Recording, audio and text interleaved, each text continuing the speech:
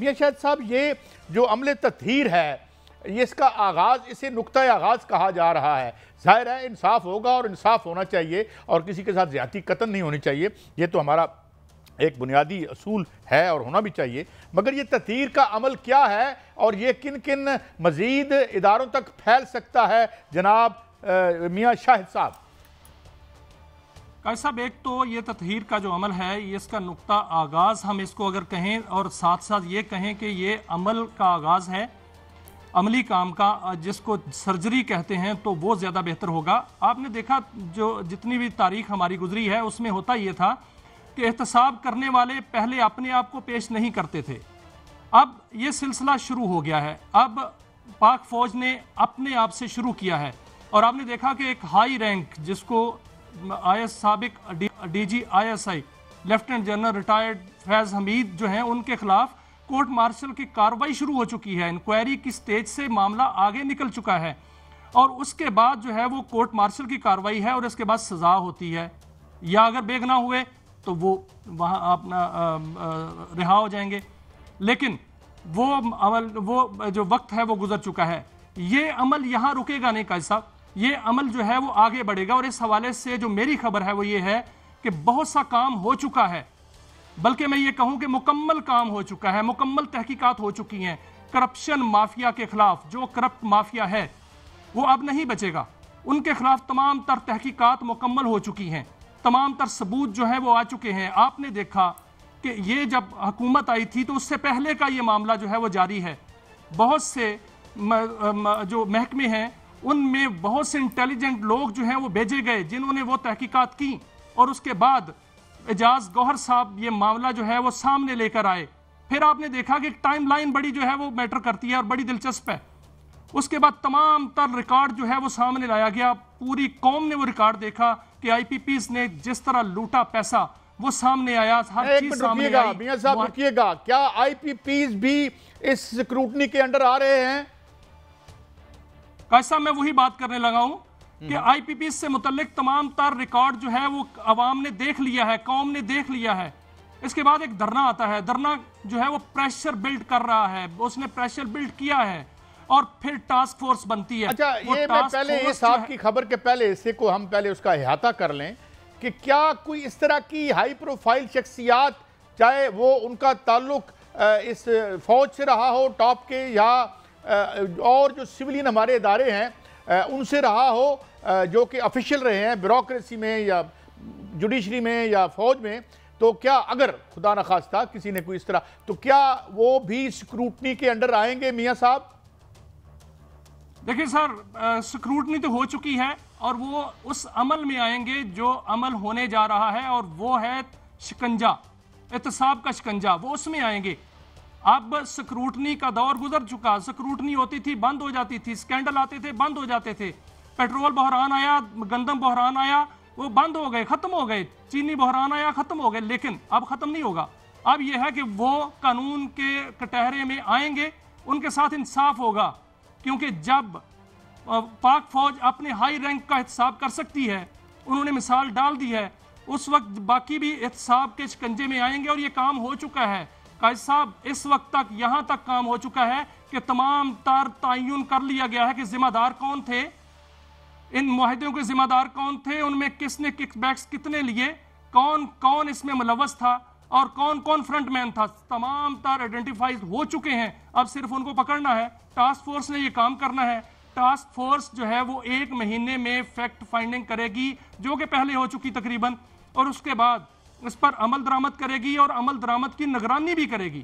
جتنے بھی ہمارے قانون نافذ کرنے والے ادارے ہیں، جتنے احتساب کے ادارے ہیں، وہ سارے کے سارے تیار بیٹھے ہیں. ب صرف ایک آرڈر ہونا ہے.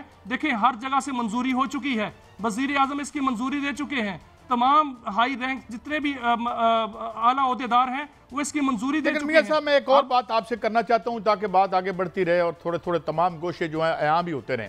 بات یہ ہے کہ ابھی یہ کہا جا رہا ہے کہ، اور یہ ہم نہیں کہتے، یہ لوگ کہہ رہے ہیں، یا یہاں ایپٹما کے چیئرمین کہہ رہے ہیں، باقی لوگ کہہ رہے ہیں، گوہر اعجاز صاحب کہہ رہے ہیں کہ جناب یہ تو حکومتوں میں یا بیٹھے ہوئے ہیں، جو لوگ بنیادی طور پر ان معاہدوں میں رہے، جنہوں نے یہ معاہدے کیے، تو کیا معاہدوں میں اتنے بڑے بڑے منافعوں پر جو ہے وہ لینے والے اور ان کو یہ مال دینے والے وہ بھی پکڑے جائیں گے، بھلے وہ حکومت میں ہوں یا باہر ہوں؟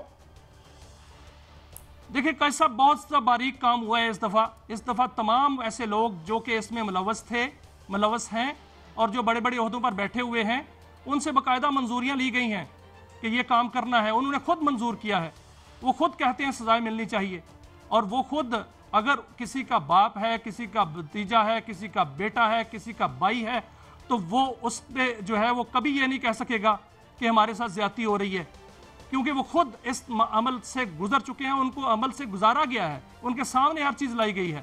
اگر فرض کریں کوئی ہائی رینک عہدے پر بیٹھا ہوا شخص، اس کا بیٹا جو ہے وہ اس معاہدے میں آ گیا، وہ اس کرپشن میں آ گیا، تو کیا وہ کہے گا کہ ہم نے کرپشن نہیں کی؟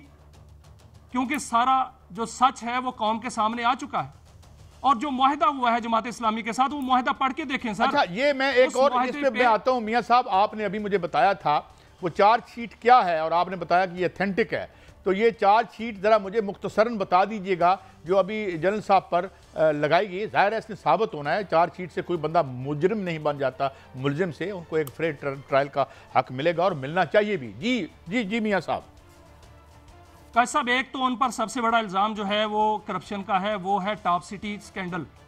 وہ اس میں انہوں نے جو مالکان کو ٹاپ سٹی کے پکڑا اور ان پر چھاپا مارا اور ان کو جو ہے ٹارچر بھی کیا اور ان سے پیسے بھی لیے، یہ الزام ہے ان پہ۔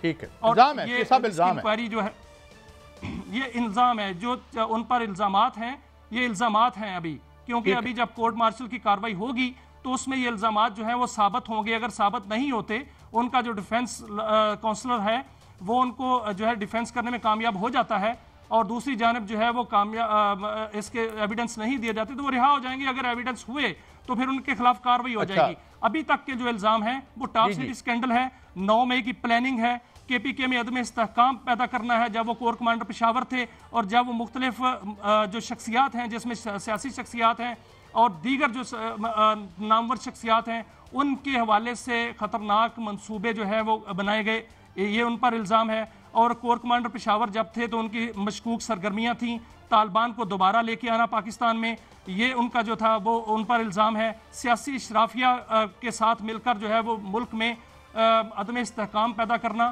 اور ملکی مفاد کے خلاف کام کرنا، ذاتی مفاد کے لیے جو ہے ملکی مفاد کو جو ہے دو پہ لگانا اور بطور ڈی جی ISI ملکی مفاد کے خلاف کام کرنا، یہ ان پر الزام ہے۔ اور یہ بھی الزام ہے کہ ملک میں بغاوت کی کیفیت پیدا کرنے کے حوالے سے انہوں نے پلاننگ میں مدد کی تھی، اور جو آرمی تنصیبات پر حملے ہوئے تھے وہ ساری پلاننگ ان کی تھی۔ یہ ان پر الزام ہیں، لیکن اس پر ان کو مکمل دفاع کا موقع دیا جائے گا، اور جب یہ کیس چلے گا تو اگر ایویڈنس ان کے خلاف نکلے اور وہ اس کو قبول کر گئے، اور یا ان کے ایسے ایویڈنس اتنے جو بلا تردید جو جس کو کہتے ہیں ناقابل تردید، وہ الزامات ان کے ثابت ہو گئے تو پھر ان کے خلاف کارروائی ہوگی، ورنہ وہ معصوم تصور کیے جائیں گے۔ اس وقت تک جب تک الزام ہوتا ہے اس وقت تک جو ملزم ہے وہ ملزم ہوتا ہے اور معصوم ہوتا ہے، لیکن اگر ان پر الزامات ثابت ہو جاتے ہیں تو پھر وہ مجرم بن جائیں گے۔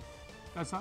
اچھا، یہ بتائیں کہ پہلے ہم یہ سنتے رہے ہیں مختلف پولیٹیشین سے، انہوں نے ہدف تنقید اور بلکہ اپنے ہدف پہ رکھا جنرل باجوہ صاحب کو بھی، اور ان کے حوالے سے برملا رولنگ گورنمنٹ اور بلکہ رولنگ فیملی کہہ لیں، ان کے لوگوں نے بار بار کہا کہ جی he should be taken to task, یعنی law should move against take its own course against general صاحب۔ اس کا کوئی سلسلہ ہے؟ کیونکہ بہرحال یہ ان کے سب آرڈینیٹ رہے ہیں، اور he might have been taking orders from ہم۔ جناب میاں صاحب،